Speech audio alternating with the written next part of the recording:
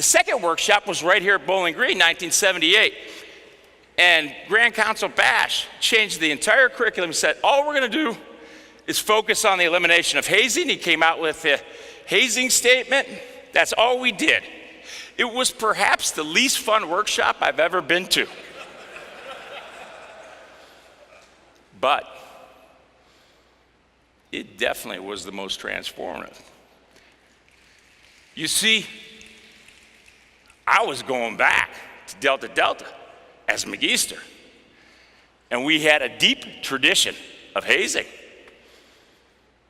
And so I go back, I'm gonna change that.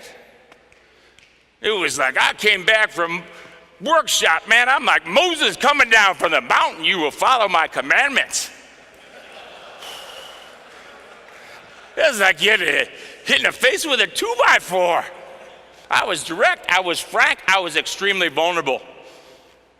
We did change that. We did eliminate hazing.